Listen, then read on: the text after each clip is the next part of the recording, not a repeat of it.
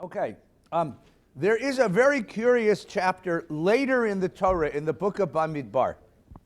In the book of Numbers, as the Bnei Israel, as the children of Israel are crossing, come in, are crossing the desert to arrive in Canaan. They're conquering, they're knocking off all of the kingdoms that stand in their way.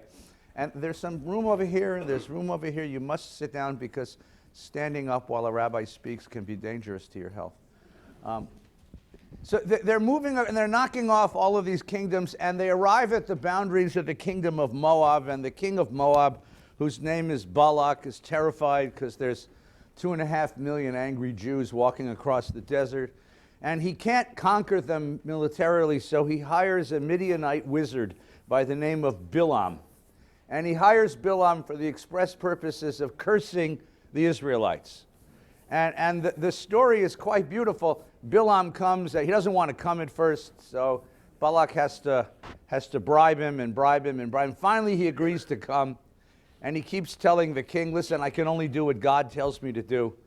And he climbs up to the top of a hill, and he looks out at the camp of the Israelites, and instead of uttering a curse, he says some beautiful words, Matovu halecha Yaakov mishkanotecha Yisrael. How beautiful are your tents, O Jacob, and your dwelling places or your worship places, O Israel. And that statement was so lovely that it got taken into the prayer book. It's one of our first prayers in the morning service.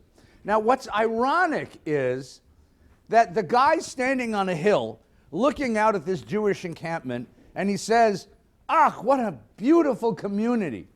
Right before that, there are chapters about what was happening in that community. So in that community, first you have, come in. Everybody come on in. We have enough books. It's okay. Come in. Hi. Just you can just put them down on the table here. Good. It's like the sorcerer's apprentice. They keep coming. Ami, must speak. Yeah. Thank you. Come in. Everybody come on in. Come on. This place, this space, this tushy room. Come in, Adele, come in. Find a place, come on. Come on. Everybody smush over, sit on a lap, find a place. Good. Are we okay now? Good. So Bilam, the Midianite wizard, looks out at this community and he sings this beautiful song of the beauty of the Israelite community, Maktovu Halecha Yaakov. Right before that, what do you have? You have the story of the spies. 12 spies go into the land. 10 come back and say, this will never be our home. There's a revolt. They want to kill Moses. God gets so angry, he condemns the generation to die in the desert. There's weeping and gnashing of teeth. And then right after that, you have Moses and Moses' family, Aaron and Miriam. They murmur against him. They rebel against him. The brother and the sister, they don't like the sister-in-law, and there's fighting within the family. And then you have the revolt of Korach, who is Moses' first cousin, and the priests have a revolt, and the tribes of Reuben go out, and there's a huge revolt, and Moses has to put it down by causing an earthquake. In other words, in the camp, there's all this noise and conflict and rebellion. But if you're standing up on the hill, remember there was a popular song a couple of years ago called From a Distance? Right? From a distance, everything looks all peachy and sweet and kind and good, but down in the kingdom, down in the world, it's a mess. And this is actually very true. I don't know if any of you have friends who are not Jewish, who know the Jewish community a little bit, and they say to you, my God, what a wonderful community is yours. Right? Like, I love it when I bring church groups to the synagogue. They go, what a beautiful place. I say, I'm about to tear it apart. Why? It's so beautiful. Look what you got. You have lights that work, And, yeah, but the air conditioning sucks. Yeah. I mean, there's something about, like, from an outside perspective, we look like a community of solidarity, a community of purpose, a community of consensus, a community of peace. And somehow from the inside, like you say, huh? Like, what? It's a very strange kind of thing, right? So the question for today is that question of solidarity. What does it mean to have solidarity? What do we owe each other? How do you live in a community together? How does a family stay together? How does a community stay together? How does a tribe stay together? This question of human solidarity is going to be at the heart of this morning's conversation. Jews are different than, say, Protestants. You see, the reason why there's so many different denominations of Protestants, right, is that in the Protestant church, when you have a disagreement about doctrine, you split off and you have a new church. You know, there's a goofy joke about a guy who's, can I tell you this joke? Rabbi Wolpe told this joke at his high holiday sermon. It was most of the sermon, so I admire that. I can tell it very briefly. I'll tell you a brief version. The guy's standing on a bridge ready to jump off, and a guy pulls his car over, and he runs over and he says, no, don't kill yourself. Life is worth living. No, it's horrible. And he says, tell me who you are. He says, so-and-so. He said, where'd you grow up? He says, so-and-so neighborhood. Where'd you go to high school? He says, so-and-so. Did you go to church? He says, yeah. He said, which church did you go to? You Catholic or Protestant? The guy says, Protestant. I'm a Protestant too. Let's talk to each other. What kind of Protestant are you? I'm a Lutheran. I'm a Lutheran too. We have something in common. Speak to me. Are you Missouri Synod Lutheran, or what was it, Massachusetts Synod Lutheran? I'm a Missouri Synod Lutheran. I am too. That's remarkable. Are you Missouri Synod Lutheran Northern Assembly or Southern Assembly? He says, I'm Missouri Synod Northern Assembly. Me too. Unbelievable. We pray that Northern Assembly, Missouri Lutheran Synod. Yes, he says, were you Northern Assembly, Missouri Synod Lutheran Convention of 1917 or Convention of 1850? He says, 1917. Guy says, die, heretic. You know. That's a short version of it. Right? Because what happens in the Protestant community is as soon as you disagree, you break. Now, in the Jewish community, we don't do that. We stay in and kill each other. Because, no, I'm not kidding. Because what happens is what ties us together is not doctrine. What ties us together is a sense of peoplehood, a sense of family, a sense of community, our history. Right? I know all of you, like me, have people that will sit around your Pesach table, and everyone has a different interpretation of the story. I have religious relatives who read this as a story of religious salvation, and I have communist relatives who read this as the uprising of the weak over the powerful, and and atheists, and we all sit at the Seder table together. And that's the beauty of that midrash of the four sons, right? You have the wise and the wicked and the simple and the one who doesn't, but they're all at the table. They're all at the table because the sense of solidarity. But the question is, how do you maintain that sense of solidarity? And at certain points in the history of our people, that solidarity broke. You couldn't hold it. There was a time after the kingship of King Solomon when the kingdom broke apart. And there was a northern kingdom and a southern kingdom. I mean, think about that for just a sec. We didn't have one Jewish country, we had two. The one I live in and the one I wouldn't be caught dead in, I mean, that kind of a thing, right? And then the question is, what did these two kingdoms owe each other? Was one of the negotiations. And then the northern kingdom is destroyed by the Assyrians. The southern kingdom survives. The refugees come down. And the question is, who are those people to me? They come from a different place. And then we all go to exile together. And once we're in exile, what are we to each other? This question of what are we to each other is a very serious question. It's a very, very serious question. On the wall out there in the atrium there, there's a beautiful window. It says, Ve'ahavta l'reacha kamocha. You will love your neighbor as yourself. The great rabbinic question is, who's your neighbor? Who is this other?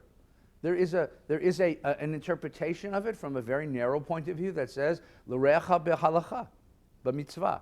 The one who observes the religion the way you do, which narrows that commandment to a very small group of people, right? Because I don't know about you, but if you don't buy in the same butcher shop that I do, to hell with, that's that same kind of division.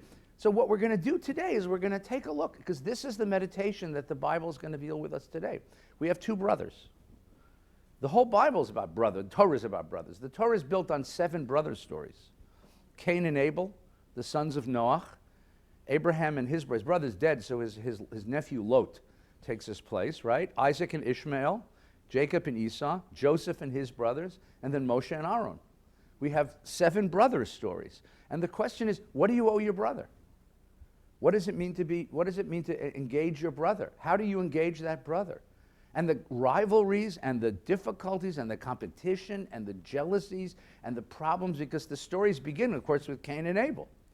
The first 2 brothers in the world, one kills the other. That's not an auspicious beginning.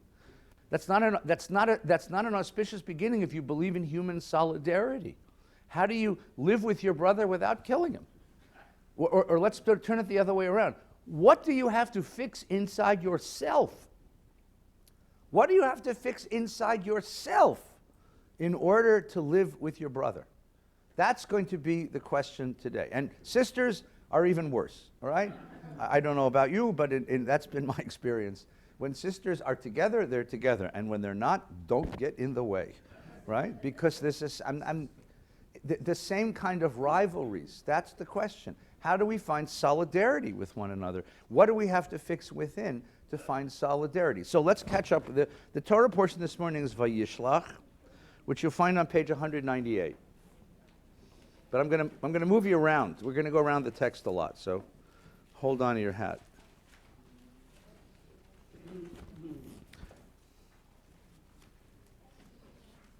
Everybody good?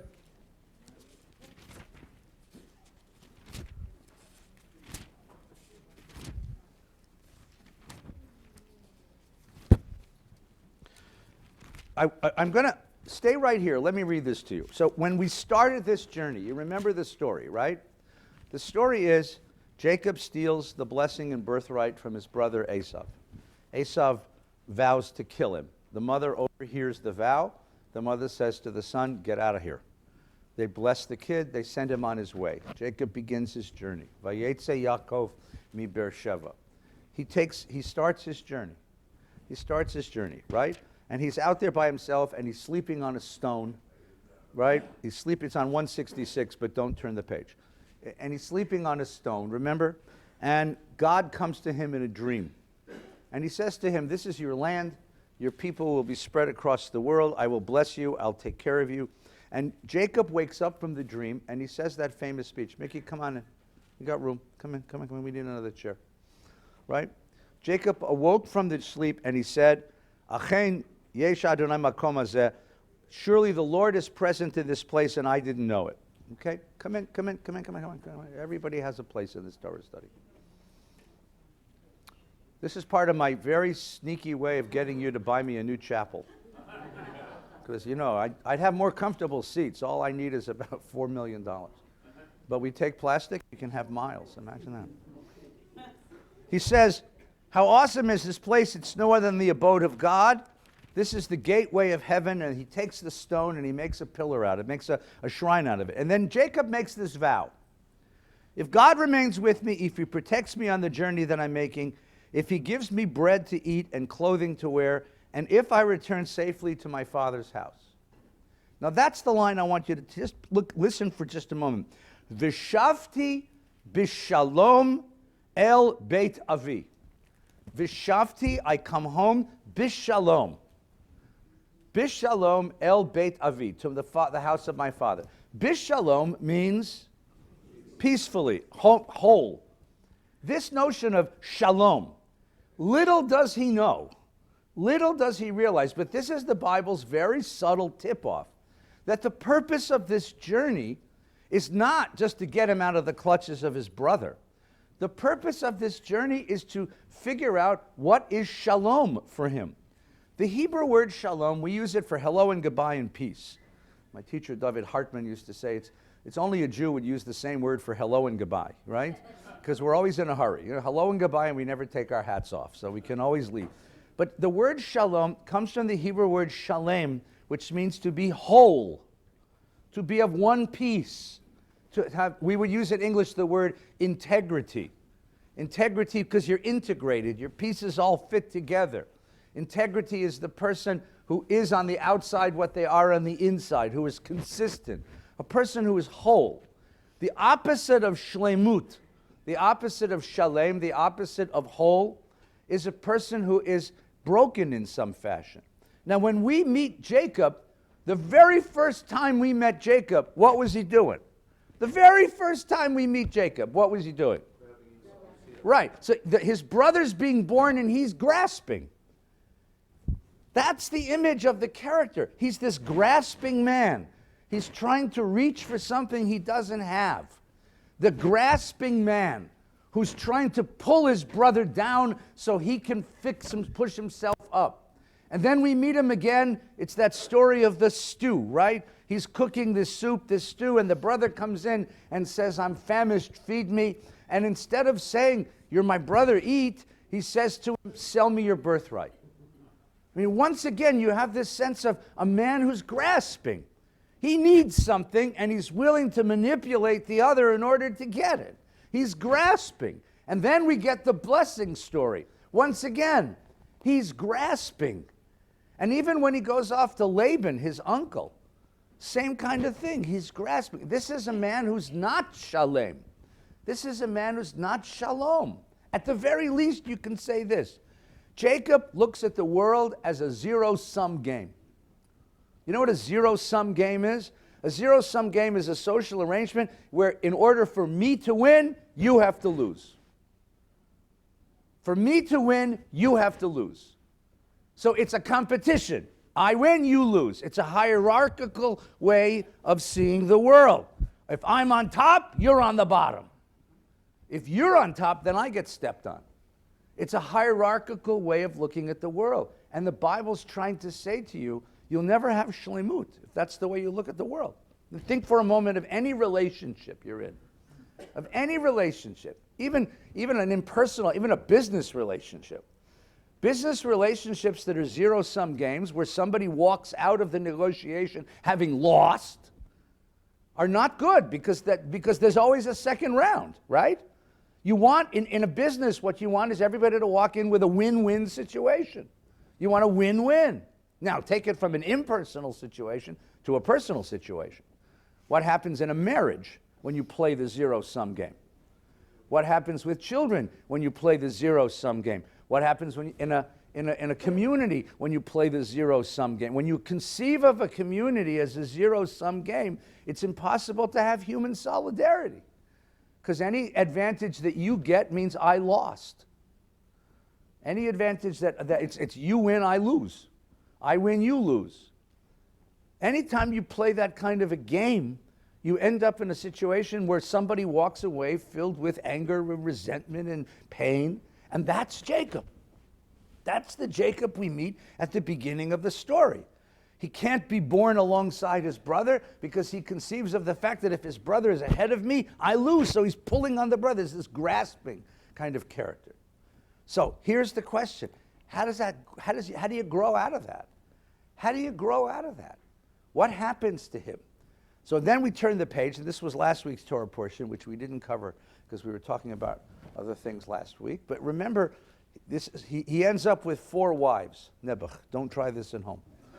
You know, he falls in love with Rachel, he ends up with Leah, he ends up with the children, there's the competition among the wives, then there's the competition with Laban, his father-in-law, who keeps beating him over and over again, and slowly the grasping begins to abate. Slowly you get a sense that he begins to understand that that's not the way that you look at life. That's not the way to look at life. And then God comes to him at the end of last week's Torah portion and says, it's time to go home. Now, what's the problem about going home? You have to go home and meet the mess that you left behind. You have to go home and meet the brother that you cheated. You have to go home and meet the brokenness that you left behind. If you're gonna play a zero-sum game, it's always good to be on the road. It's always good to be on the road because then no one can catch you in the next town, right?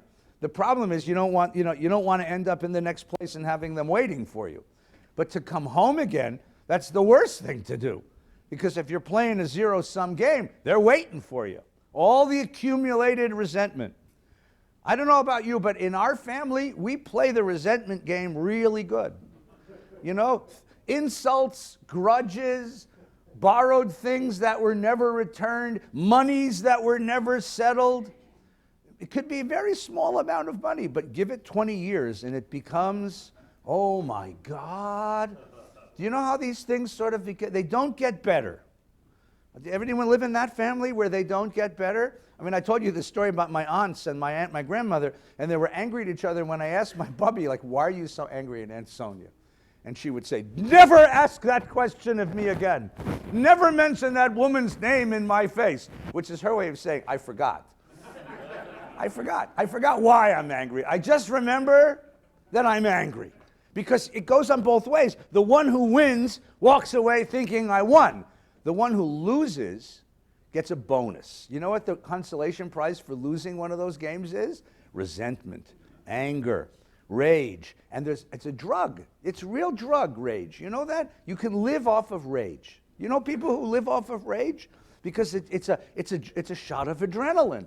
So here's Esav. He's had 20 years to meditate on what his brother did to him. That's a long grudge. So here we go. We're back on page 188, right? 198. Sorry, I apologize. Right. So he's coming, and it's told to him, Esav is coming to greet you with 400 men. Now, the Rose Parade, you can think of, maybe it's a band and a float, it's a welcome home, brother Jacob. Nah, 400 men means what?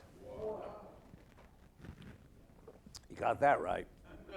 You've been in my family, right? 400 men means, I'm finally going to get you, son of a bitch. So Jacob is justifiably terrified. And it's interesting now because when he left, he was all by himself. Sleeping with a rock as a pillow is a symbol of complete aloneness. When he's coming back, who's with him? He's got a mishpacha. He's got wives, he's got kids, he's got property, he's got people. He's a tribe. This is a nomadic tribe working its way across the desert. He's not set up for war. This is not a war party. This is a nomadic tribe, right? Jacob sent messengers ahead to his brother Esau in the land of Seir in the country of Edom and instructed them as follows. Thus shall you say to my lord Esau, thus says your servant Jacob, I stayed with Laban and remained until now. I have acquired cattle, asses, sheep, male and female slaves. I sent this message to my lord in hopes of gaining your favor. In hopes of gaining your favor. Right? And the messages came back and say, we came to your brother Esau. He's coming to meet you, and there are 400 men with him. Mazel tov. Jacob was greatly frightened. In his anxiety, he divided the people with him, the flocks and the herds, into two camps, thinking if Esav comes to one camp and attacks it, the other camp might yet escape. What's he doing? What's his first impulse? He's surviving, but what's the strategy? Now, what would be the better strategy? Turn around and go back. Turn around and go back. He's not ready to turn around and go back. But what he's doing instead is he's going to gamble. What's the gamble? I'll save half. This is a gamble. I don't know how many of you go to Vegas. You double down. Anyone play blackjack? I guess not. Okay. Well, you double down. I mean, he's doubling down. He's going to divide the cards and double down, right? Then Jacob makes a prayer.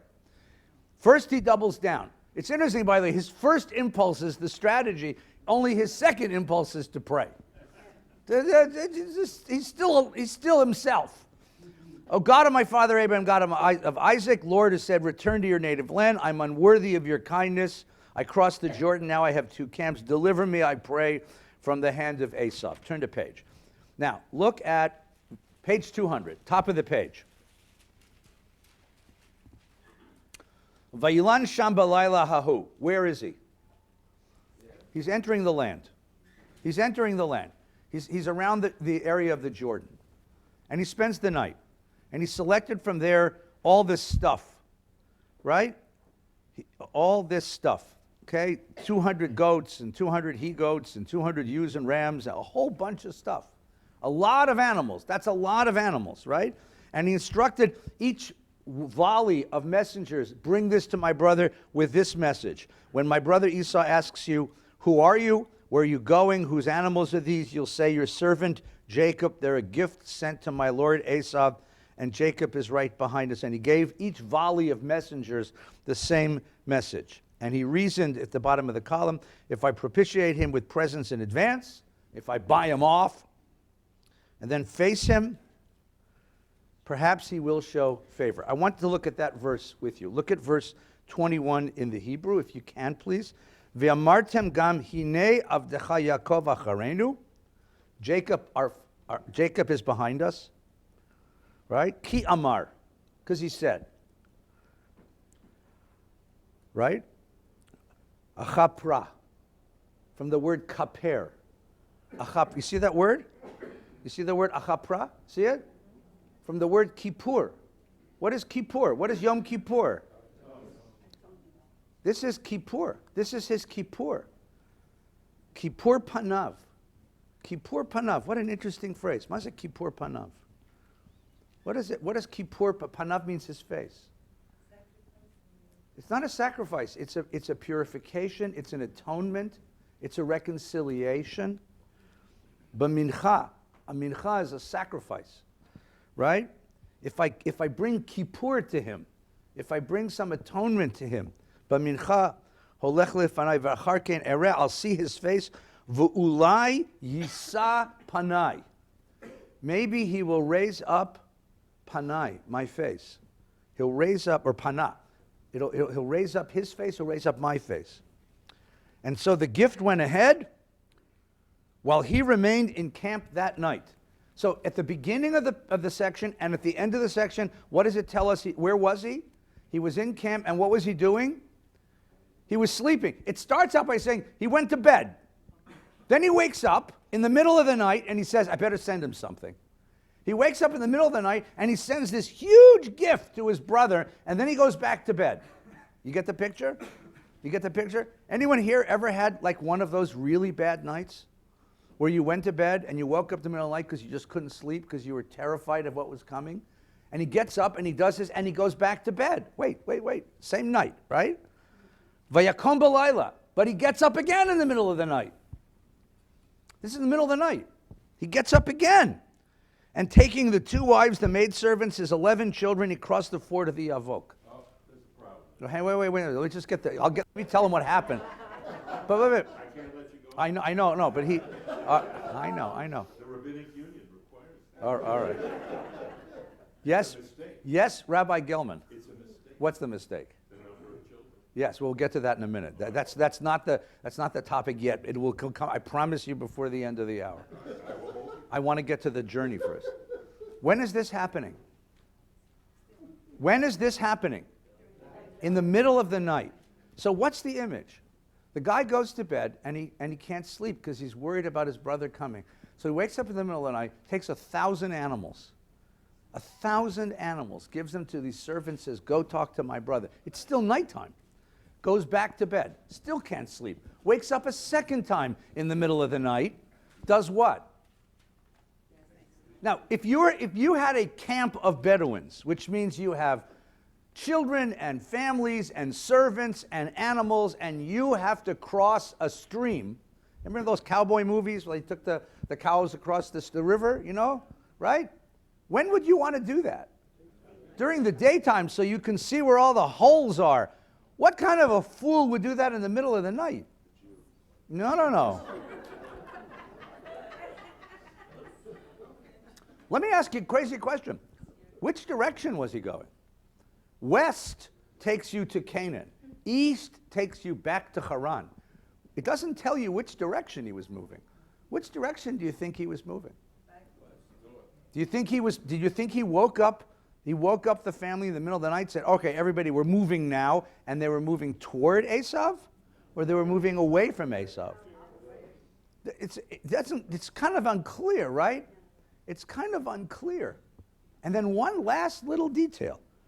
After taking them across the stream, he sent across all of his possessions.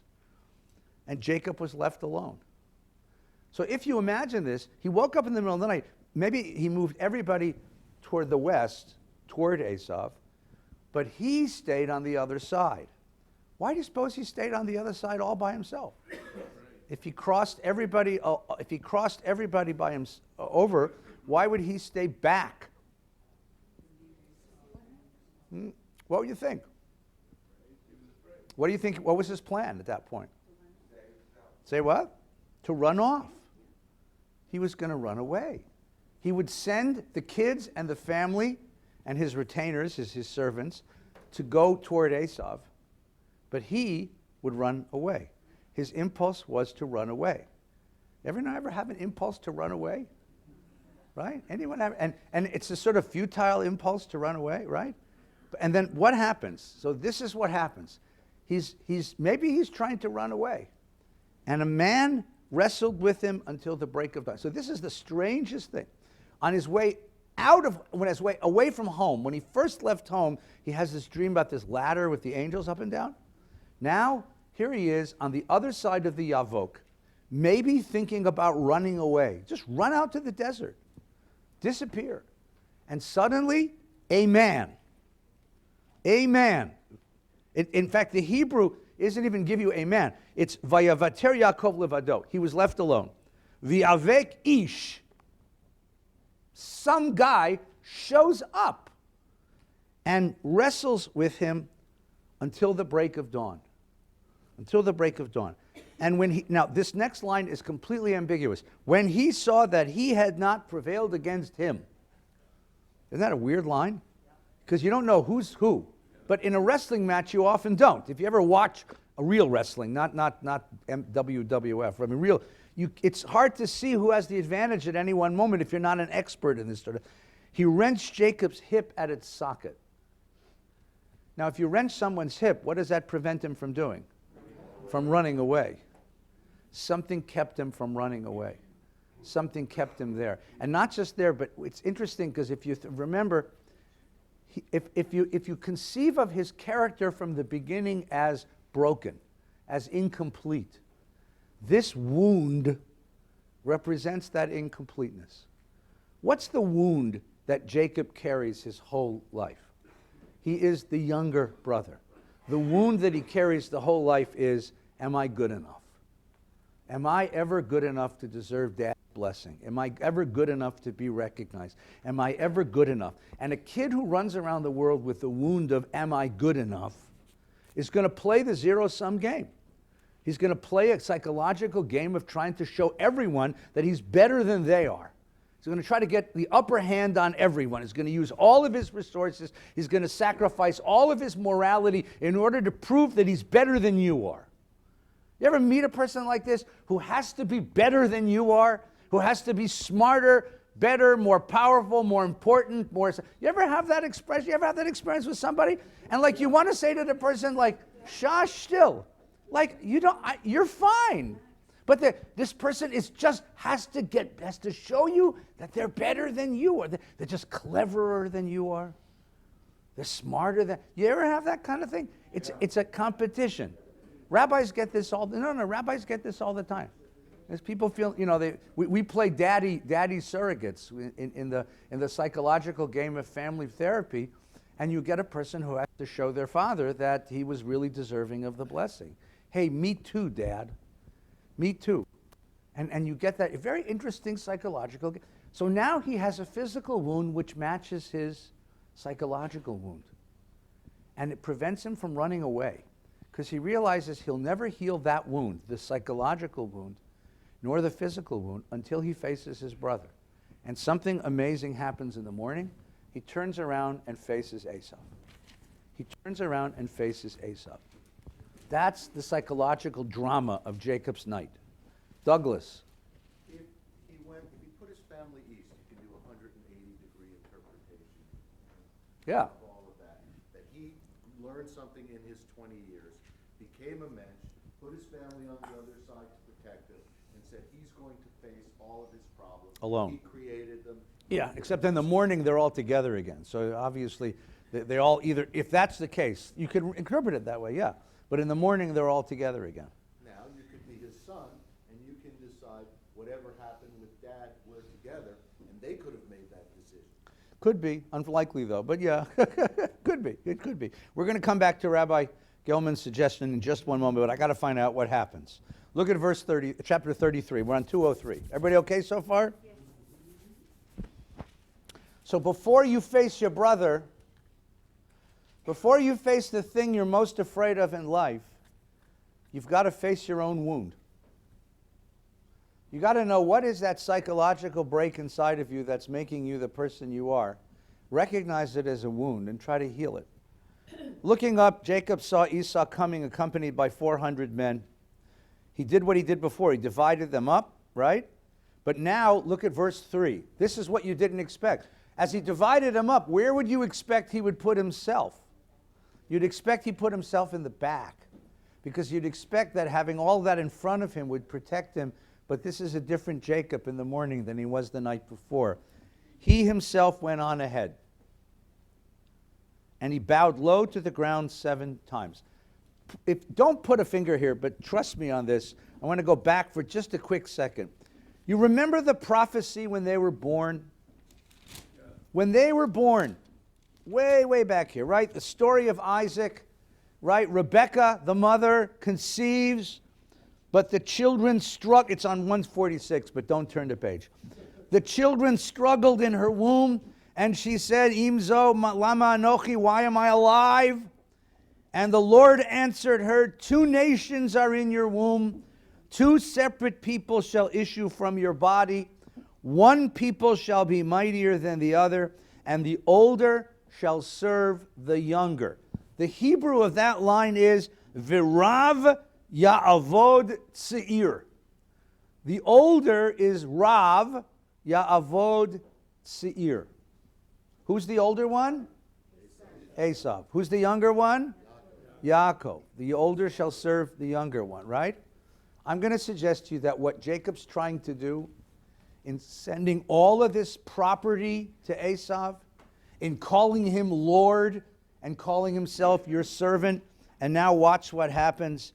He himself went on ahead and bowed low to the ground. If you go back, again, you go back to the blessing that Isaac gave to Jacob was, right? Your brother will bow to you. But who's bowing to who now? Jacob is bowing to Esau.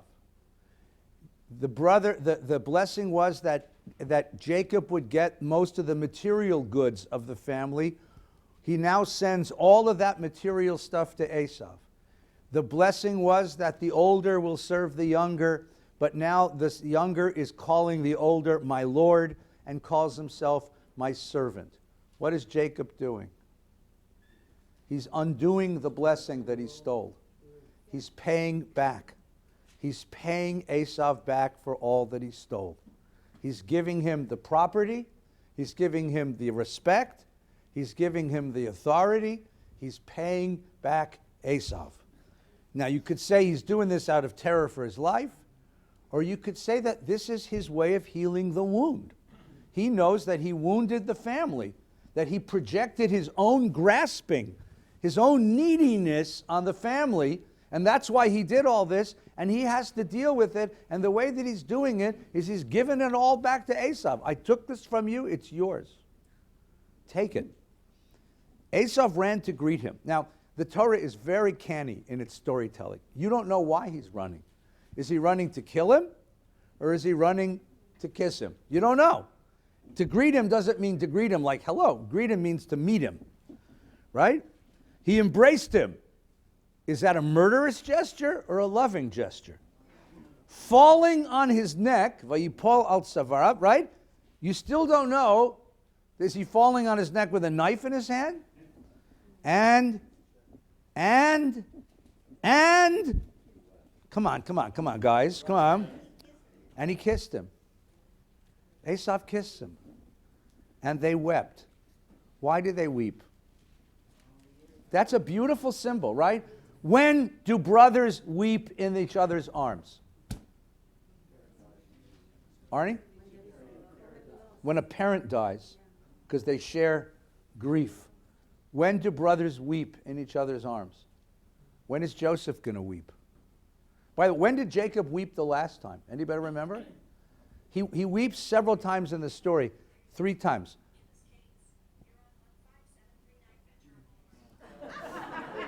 I hear truth coming from the sky. How wonderful. This is Ways for Biblical Heroes. I love it.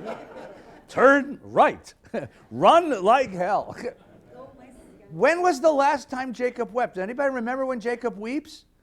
when he meets Rachel at the well.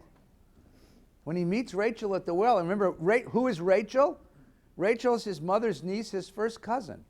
Rachel looks a little bit like mom, only hot, you know. This is a moment of reconciliation, a moment of completeness. This is when the brokenness is healed. He holds his brother and they weep, and he holds his brother and he weeps. Now, Rabbi Wolpe offered a beautiful midrash in the name of his own father. He said, in the ancient world, you never got to see your own face.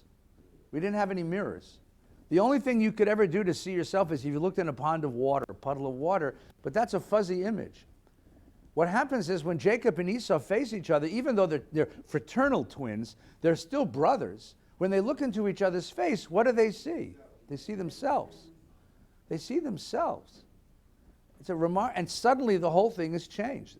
We're going to have the same story repeat itself in a few weeks when Joseph meets his brothers. Same thing. A terrible crime has been committed. A terrible wound has been inflicted on the family as an expression of the inner wound that the brothers held. Same wound, by the way, grasping for the blessing. Hey, I'm good enough. Tell me that I'm worthy. And that wound gets inflicted on the family with the banishment of the younger brother. And when they come back together 20 years later, same 20 years, by the way, they see each other, and Jacob says, Ani Yosef Achicha, I'm your brother, Ani Joseph, Ani Yosef Achicha, I'm your brother, Yosef. They're going to weep. There's a sort of, the coming together produces tears. It's an emotional rush, because now it's healed. Now it's healed. Partly it's relief, I'm not going to die. But more than that, it's a healing. And so he says to them, who are these? And he says, these are the children whom God has favored, your servant. He keeps up this language. And the maids, and they bow down. Everybody comes and bow down. And look at verse 8. What do you mean by all this stuff? You keep sending me all these messages. What is it? He says, to gain my Lord's favor, which is a very polite way of saying, I owe this to you. This is my debt. I took this from you. I owe this to you. Now remember the language from the original blessing. V'rav ya'avod seir.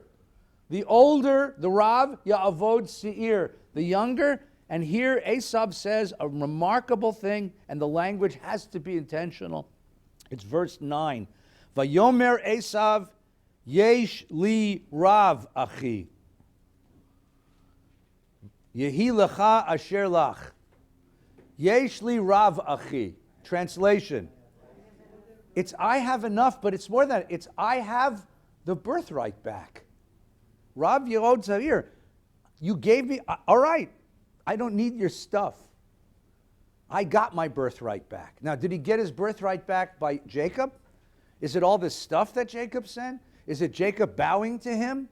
Or is it a much deeper thing? Is it, brother, 20 years have gone by. I don't need what I needed when I was younger. I'm not angry anymore because I have what I need. I found what I need in my life. I'm not wounded anymore. You wounded me when we were young. You took away that which I valued most. But 20 years have gone by, and I've gotten everything I need out of life. I don't need you. I don't need what you took from me anymore. Yesh li Rav achi. This is the Bible's meditation on how do you heal this terrible rift among brothers. Somebody has to say to somebody else, Yesh li Rav achi. I got enough. I don't need... You're grasping. I don't need it anymore. I don't need to grasp anymore. I have enough. I have enough, right? And Jacob says, no, take the stuff. Take the stuff. Which is this very formal kind of bargaining kind of thing. Take the stuff. I have plenty. I have plenty too. Take the stuff. It's not the stuff anymore. It's not the stuff. I got what I needed out of life. How do you solve a grudge? How do you get to that point when you're willing to give up the grudge because, I just don't need it anymore. I found what I needed in life. Yeah, but he took the stuff. Well, he takes the stuff. He's not stupid. I think it's because it's the gesture that solves the problem, not the stuff. Yeah, but how do you forgive? How do you get to the place of forgiveness? That's the question. If you've ever gone to somebody that you hurt and had to forgive them, it's a very hard thing to do, by the way. And how does that person, or have ever you been the person someone comes to and says, I'm sorry? and you're still angry at that person, how do you give it up? How do you give up the anger? How do you give up the sense of being violated? How do you give up? How do you let go of the rage? That's the great question. Yesh li rav achi. And this is not just a personal question, although it's a personal question. This is a deeply political question.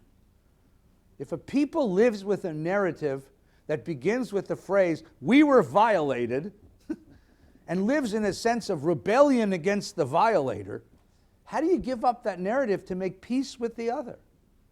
How do you give up that narrative to make peace with the other? Because if you can't give up that narrative, right, if you'll never make peace. If your national holiday is the holiday when I remember why I'm so angry at you, right? You'll never make peace. How do you make peace? That's the question. This is what the Torah meditates. A remarkable question.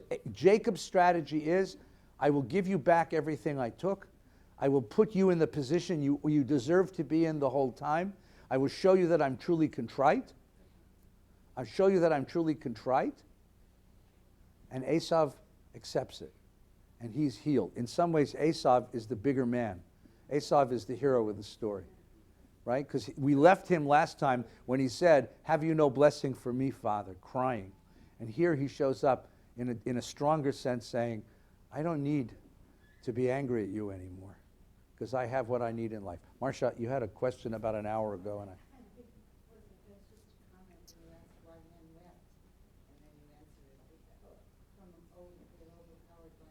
And Yeah, but it's what's the emotion? What's the emotion? And I'm going to suggest to you that people weep in the Bible when broken relationships come back together. When Jacob sees Rachel, who looks just like his mother, and realizes that this is where he belongs. When Jacob sees Esau, and that circle is complete. When Joseph sees his brothers, that circle is complete. Whenever the broken circle is made whole again, you get this weeping response. It's a really interesting symbol of this is what we're here in the world to do. And remember who wrote these, who told these stories. Who told these stories was a broken people that had been at odds with each other, trying to rebuild a community under conditions of exile. So they teach that the highest emotional moment, and his answer here is, when I see you, it's like seeing the face of God. The highest religious experience are these experiences of reconciliation. That's the religious experience. This is a community grasping for reconciliation. But you have to get to a certain point before you're ready. You got to get ready. You have to be ready to let go of the rage. I would suggest to you that we're in our condition, the Jewish community of America and of Israel, we're not near this point yet. We will be one day. It'll probably take a tragedy to get us there, but because we're still so angry at each other, because we have inner wounds that we project onto each other. Inner wounds. And we're not ready to say to the other. And in America, it's the same thing. The inner wounds of America are such burning rage that families couldn't sit at Thanksgiving tables together this year, because if somebody said the T word, and it's not turkey, right? Bam! The whole thing explodes. I know families, mamish, I know families that I couldn't sit with my relatives. I couldn't sit with my relatives. Someday, we will reach a point of reconciliation, but not right away. Yes? Well, yeah, I wanted to say, this is very personal for me. I recently cried for the first time in years to my grandmother because of how bad I felt how I treated my brother. Okay. And, Confess, brother, confess. Stand here and accept Torah. Well, a lot of it is because it's identity. I mean, you're pace setting. You're forming your identity based off this other person. Right. What really brought me to tears is, like you said, I said to myself, it's not a zero-sum game. I'm not getting anything for myself by cutting him down because I'm critical about myself. Right. And so I wanted, Right. to say that too. Right. And then when you said, Esau's really the winner, because then you have another thing. It's who's going to be the bigger person. Right. So then you just have to say, okay, I'll accept what you're giving. Right. And you want to say, no, I'm the real, you're the beneficiary, I'm the gracious. Yeah. It's when you build your identity by saying, I'm not him, or I'm better than him. Yeah. That's the brokenness. But that's the irony. That's the grasping. That's the grasping of Yaakov. That's why his name has to change. Because you can't go, because his name changes when his character changes. And his character is, I'm not grasping anymore. I'm not grasping. But there is another flaw in his character, and I'm about to tell Rabbi Gelman what it is. So.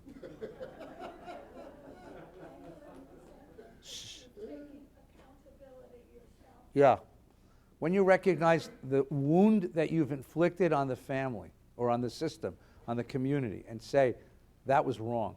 That was the worst of me projected into the community, right? And look, we're good at this. I mean, Jews, whew, we're good at this. We take all of our wounds and project them on one another, right? Project them on one another. You can't figure out a way to say, that's my brother. Yeshli Rav. We're really, unfortunately, awfully good at this. Yeah. Can't you think that time plays a big role and saves the gravity of a situation? It's a wonderful suggestion, and I wish it were true. I wish time played a big role, but as I said at the beginning, time has the opposite effect sometimes. Sometimes small things become magnified over time, right? Members of my family won't speak to members of my family because a pair of pliers was borrowed and never returned. You're going to destroy the family over a pair of pliers? I'll go to Home Depot and buy you 100 pliers. Oh no, Ralph, you don't understand. You don't understand. When someone tells you don't understand, you understand perfectly. That's, you see, it gets magnified because every time you repeat the story of what they did to me, how they disrespected me, how they ignored me, how they neglected me, how they put me down, how they dissed me, it gets bigger and bigger. It's this monster that grows, and this huge monster living in you ever know what I'm talking about? Not your family. You have a beautiful family, but my family? After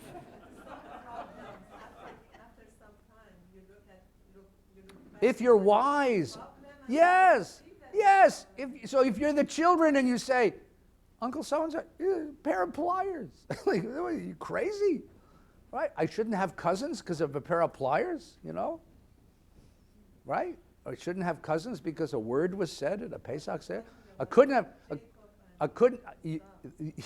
But the small things become huge. And this is a big thing that became huge. And somehow over time, they diffused it. And this is what the Bible's meditating on.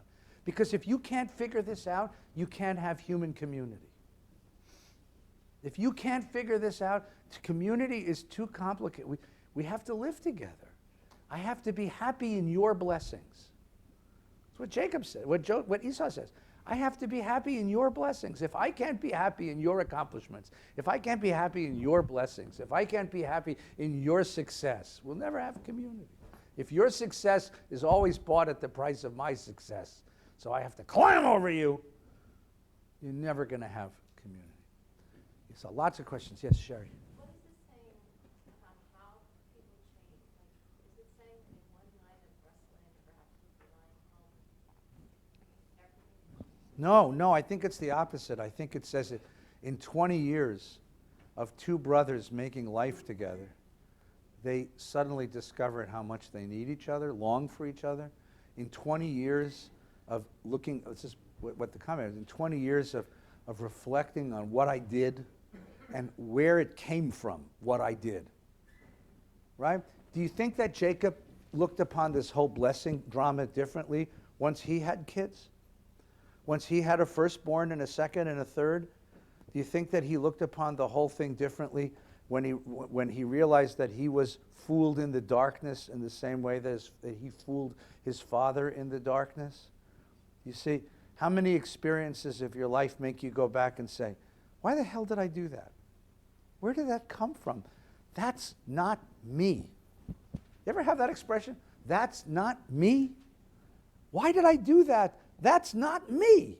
Where did that come from within me? That's not me. It took 20 years for him to find that's not me. And once he did, sure, there was an irresolution to this. It's not finished, but it's the 20. And then Esau spends 20 years and realizes, I don't have to kill a little squirt anymore. It doesn't fix anything to kill him, because what I wanted to kill wasn't him. You see do you want to add something? Well, I was just kind of curious, so in order to forgive, do you not have Yeah, I'm not sure if it's forgive yourself or heal yourself or grow from yourself. You have to find the wound within. I think the symbol of the wrenched hip is a symbol of the wound. Jacob's wound is this graspingness, this grasping behavior. He had to feel it. He had to know it. He had to recognize it. And then he had to say, I have to get rid of it. It's not. Really is like a bending of your It is. So the metaphor of the broken hip, of the wrenched hip, is a great metaphor for the wound, the psychological wound within that he projects onto the family. Ellie.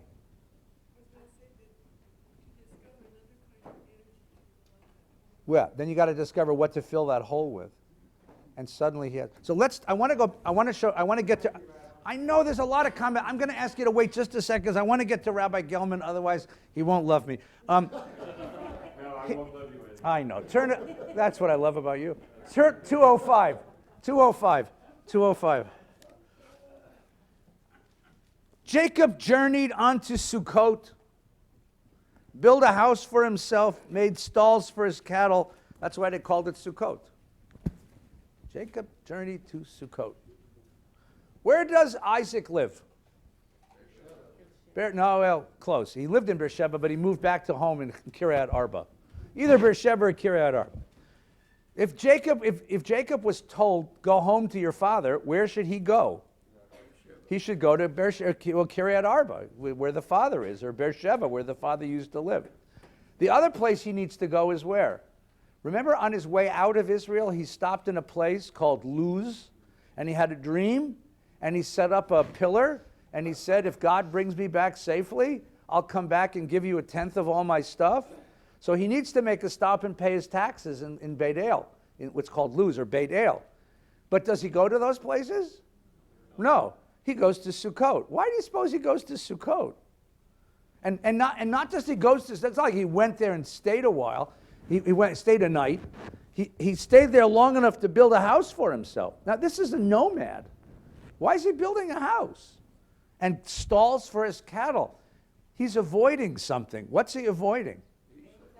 There's another person in the world who's angry at him. Yeah. You think does he know what dad's thinking? I mean, it's one thing to face your brother with 400 guys who wants to kill you. It's another thing to face the father that you fooled in his darkness, right? He don't want to go home. He doesn't want to go home. He's stopping. He's delaying. He doesn't want to meet the brokenness he left behind. So then he makes another stop. He goes to Shechem, right? Vayavo Yaakov Shalem ir Shechem. He shows up Shalem, whole. Was he really whole? He had a lot of stuff. Does he show up whole, at least alive, in the town of Shechem? And it's in the town of Shechem that a terrible tragedy is going to happen. And so the Rashi, the traditional interpretation connects this. The fact that he was unwilling to go home and to really face the brokenness that he left behind, right? That's what happened in Shechem is going to be the punishment. It's the punishment for not taking seriously your responsibility to go clean up the mess that you left behind. And he ends up in the front of the town of Shechem. Now, let's go back to Rabbi Gelman's problem. You remember when Jacob... It's only one of them. I know. But we can solve the small ones, okay, for you. This isn't even on the top 10. I know. But we're going to... At least this one we can dispense for you, right? When Jacob's coming back, he says, I have 4 wives and 11 children. 11 because... Right? Joseph is born, but Benjamin is not. Benjamin will be the 12th, but there's a 13th kid, who is Dinah. Where is Dinah? Where is Dinah? She should be born by now. So, what? She's older than Joseph. Yeah, she's between Joseph and the others. So where is Dinah? The daughter's missing. Not necessarily. It could be just sexist that she doesn't count.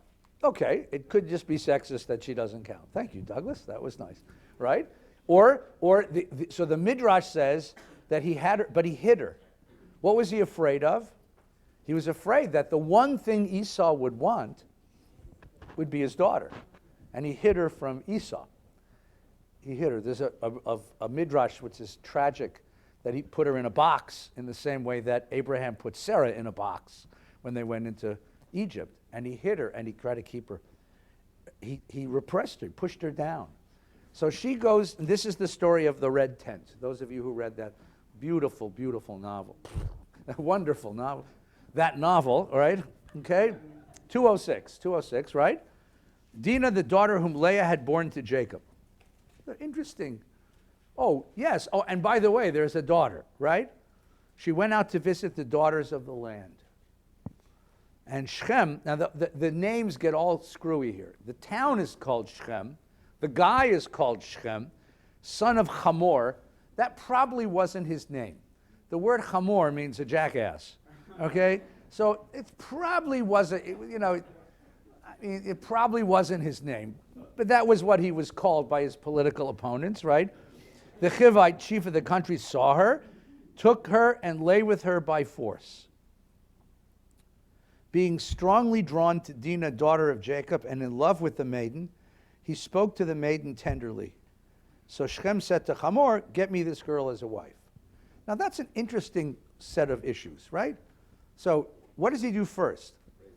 He sees her, and then he rapes her, or forces her, and then, unlike most, if you remember the story of Amnon and Tamar, where once Amnon rapes Tamar, he doesn't want to see her again, he falls in love with the girl. He falls in love with the girl. And he said, what? Oh, no, that's a question. Gee, you feminists, Not just how does she feel, but notice what she is in the whole story. She is object. She is never subject. She's not an agent. She has no power. She doesn't guide any event. She is the reason events happen, and events happen to her, but she doesn't guide any event. And that's the invisibility of Dinah. That's the real meaning of Rabbi Gelman's suggestion, that she becomes not just invisible to the count, but she becomes invisible in terms of her agency. And he's shaking his head, which means he demurs. Go ahead. She's the 13th tribe. Okay. She is the example of this convoluted story which has a single meaning, which is the willingness to sacrifice the least love inevitably leads to the command to sacrifice the most love. It happened when Abraham was willing to sacrifice Ishmael and Hagar. And because he was his son and willing to kill him, because Sarah objected, God had no choice but to test Abraham by asking him to sacrifice Isaac, which I'm sure you mentioned. Yeah, we quoted you at length. We now have a situation where Jacob and Esau meet each other, and I'm humbled because everything you said requires nothing really extra that would be necessary to understand, except that the meeting between Jacob and Esau did not happen when it said. Yeah. It happened, and no commentarial tradition says this, and I cannot imagine Yeah. that it was not seen until our time. Yeah. It was Esau who attacked Jacob at the ford of the Jabbok River. Uh-huh. It was Esau. It was, and the Torah knew this, and it gives us clues which we've been too stupid to understand for 2,000 years. No, there are midrashim to that extent. That's That it was Esau. Yeah, yeah. No, that he had angels. Angels of Esau. No, there. But go ahead. That doesn't obviate. I know all of them. It doesn't obviate the power of of your midrash. And Go ahead. So he Yeah. meets him, Yeah. and it had to be Esau at night. Okay. Because he's a prince. Yeah. And the one fundamental rule is that you accept people with hospitality. Yeah. You don't kill them. Yeah. And you don't fall on them and wrestle with them. But that is exactly what he needed to do. And the reason is the missing piece in your reconciliation narrative. Yeah. And that is sometimes you have to punch Craig Schwartz in the face. Yeah. I had to do What it. did Craig Schwartz do to I you? don't remember. It had to do with some pliers. Yeah. And I punched him in the face, and he punched me. Yeah. And I punched him back. Right. And we wrestled until dawn was breaking, and I said, release me because And he says, your name is no longer and after we Schmendrick, you know. and men do this. I would hope that others do it too, but it seems to be a gender-specific type of thing. Mm-hmm. That sometimes there is no replacement for physical violence in which you say, okay, I am so angry at you, I'm going to punch you. Mm-hmm. And you need to punch them, because that is the release. The release isn't talking or 100 she-goats and gifts. And this explains why he attacked him at night. He was a prince. It also explains why he didn't tell him his name. Because in the morning, he says, tell me your name. He's changed his name. He says, what is your name? He said, do not ask my name. Mm-hmm. Because he would have to say, I'm your brother. After 20 years, put on a few pounds, possibly he didn't recognize him. All he knows is some guy at night attacks him. And if it was his brother, it would have violated every rule of hospitality. And what his brother Esau is able to finally say is, you have wrestled, and you have prevailed. Mm-hmm. It's not that you have given me gifts and prevailed. Okay. People who look at the conflict in Israel and the Middle East, and they say, well, we can talk it through. We can talk it through. We cannot talk this through. Talk is not always the way to resolution. There was no talk for Churchill, for de Gaulle. There was no talk for FDR. There was only, we must defeat them, and we must win. And that idea of a zero-sum game is fine, it's very nice, but it isn't true. Well, sometimes you must go through that kind of physical confrontation. okay, I'm not going to argue that point, but I think that what's important as well, and I think the examples you raise are important, is you've got to change your personal narrative, right? What brought peace after the war, look, after the First World War, you went 30 years and had a second. Why didn't we go 30 years and have a third? Because Germany and Japan changed their national narratives. No. They changed, yes.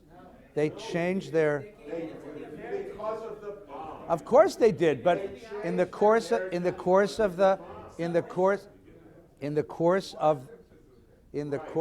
we did. Of course we did, but they did it. That's the point. Because after in the First World War, you could have said the same thing. But in the First World War, Germany did not change its narrative. It still maintained this Teutonic ideal of world conquest, and you ended up with a Second World War, right? A country, a community has to change the way it thinks about itself, its identity. It's what you said before. Its identity. Now, you might be right. Whether Esau is the angel or the wrestler or not, the question is, do men require physical confrontation to let go of that piece of themselves? That's a very interesting point of view. In some ways, that's a very sad vision of human being, because it's a very sad vision for the world when we now possess sticks big enough to destroy the planet. When it was just you and me and a stick, it's one thing. When it's you and me and a musket, it's something. When it's you and me and a hydronuclear bomb, A fair point. That's and yet how many it's a times scary. do you know of two boys who had a fight and they worked it all out? No. I'm not arguing them. Boys or girls. Yeah. It doesn't matter to me. Yeah. But how many times have you known people who had a fight and they tried to talk it out? And it was and it never is resolved. So- sometimes you must Right. go into. I'm not saying physical violence always, but you must go to a point in which there is direct. All right, so I'm gonna actually show Rabbi Gelman why he's right, which he didn't even think. Yeah, well, that because we have to finish. But the story is that Dinah is taken by Shechem, and they come to Jacob's tent to negotiate a marriage contract. And the brothers say, we can't marry uncircumcised people. Get yourself circumcised, so the whole town circumcised. That must have been a boon for the Moyles, right? Urologists everywhere got rich. And then while they were healing from their circumcisions, it's a really gruesome story. Two of the brothers, Shimon and Levi, who are Dinah's two blood brothers. Reuben, the oldest brother, doesn't have the guts, but Shimon and Levi, and they're going to have a long history, by the way. We could trace the history of Shimon and Levi violence through the whole Torah. They're going to go and they're going to slaughter the town. They're going to slaughter the town. And look at the last line of the narrative on page 211. Shimon and Levi slaughter the town. So you're getting a sense that this is no longer just a weak group. This is a very powerful group. Jacob said to Shimon and Levi, "You have brought trouble on me, making me odious." Odious means I smell bad among the inhabitants of the land. Your violence doesn't do me any good in this land here, right? The Canaanites, the Perizzites, my men are few in number, so that if they unite against me and attack me, I and my house will be destroyed. Right? Now, that should be the last line of the story. Because the last line of the story says, oh, violence is not the way to respond to these things. It's the wrong way to respond to these things. But in a wonderful proof text of Rabbi Gelman's suggestion, look how the story really ends. It ends with an unresolved, it's unresolved. There's a question mark at the end of the story. And it ends with the people who have the last word are not Jacob, who is wise now, and prudent, and practical, don't make me hated in this land, but Shimon and Levi, who respond just as Rabbi Gelman suggested they ought to respond, or they need to respond. They say, shall our sister be treated like a whore? And the Hebrew word kizonah is exactly that word, with all of its ugly, ugly sort of derogatory ramifications, derogatory implications. And they have the last word in the story. So if you were to ask yourself, did the writer of this story approve of their response? It wasn't the prudent response. It wasn't the practical response would have been negotiate some settlement with the people of the town and overlook the fact that they raped your sister. But as Rabbi Gelman points out, that's not the way people respond. And were it not for an act of violence, you wouldn't have completed, you'd have no sense of completion, of closure in this story. So that story substantiates your question, but it leaves us with this very difficult question at the end. If you're correct, and this story indicates that violence is part of the process of reconciliation, right? Does violence always have to be part of the process of reconciliation? Well, and what happens if the violence destroys you? Because there is collateral damage in the story. Dinah disappears from history. To the extent that she was ever visible, you never hear of her again, and there's nobody identified in Torah as Ben or Bat Dinah. You never see everybody else, 12 tribes of Israel, you never hear of her again. She's, as it were, the sacrifice at the end of the story. And that ambiguity, if I just said this, that ambiguity is that you brilliantly bring up, is true. And it's this unique fact that all the names that are changed of the patriarchs are changed, and they're changed. Yeah, Abraham's always Abraham is immediately right. up, and obviously Jacob still is called Jacob. In Lamed Gimel, beginning, first verse, looking up Jacob saw Jacob. Yeah. His name had been changed to Israel 3 verses earlier. But he's not ready to be that new person. But then he's called Israel sometimes. Right. But then he's called Jacob sometimes. Right. That is the dialectic. Sometimes you can talk your way through it like a Jacob. And sometimes you have to fight your way through it like Israel. I just think it's a very sad thing. It's a very sad conclusion, don't you think so? I mean, it's a very sad conclusion. In some ways, it's not a cynical conclusion, but it's not a hopeful conclusion. I don't think it's sad that Amalek is to be remembered, and I don't think it's sad that Hitler needed to be killed. No, but I don't think it's sad.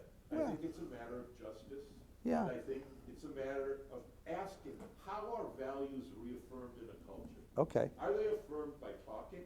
Are they affirmed by But it is policy right. statements, or are they affirmed by actual blood and sacrifice? Or at a certain point, can we grow, evolve to the place where we don't have to kill each other in order to find wholeness? I know everybody has lots of things they want to say, but I have to go to the other room and run a shul. So let me wish you all Shabbat Shalom, and we'll see each other next week. Let's